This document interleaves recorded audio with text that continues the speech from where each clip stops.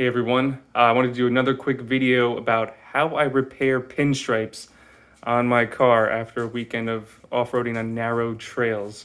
Um, since it is a plastic part, but this is kind of stuff I was hitting. Some of it was burnt debris because we're in California, we get some wildfires, so we were getting swiped pretty good. This is probably the most damage I've done to any vehicle.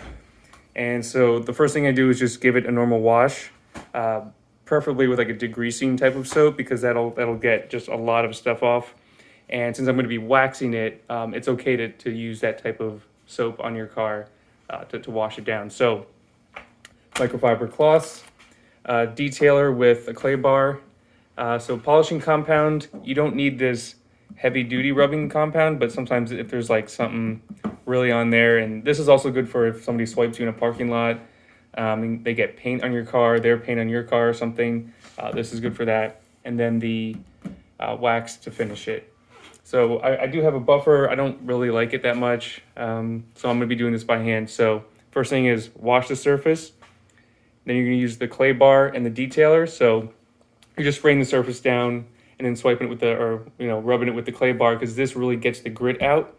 And after because I can feel, you can hear the grit on this.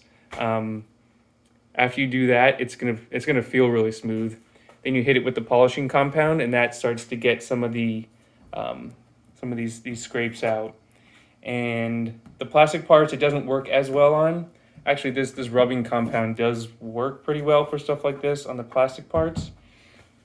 And then once you do that, make sure you wipe everything down with the microfiber cloths and do a nice wax, and it'll look great and it'll feel great. And the water will just run right off of it. These aren't that expensive, and use these liberally because you want them to be as clean as possible while you're working on your surface. So once these are dirty, I just have another container I put them in, and then I'll wash them, but I won't use them to work on paint because they're not as clean and they're contaminated. So I usually just use them to wipe down the inside of my truck because it does get quite dusty after a long weekend or even just an overnighter. So yeah, just wanted to let you guys know this is what I do. Keep this video short. I'm not going to go through all the steps of watching me do it, but hope you enjoyed and have fun out in the trails.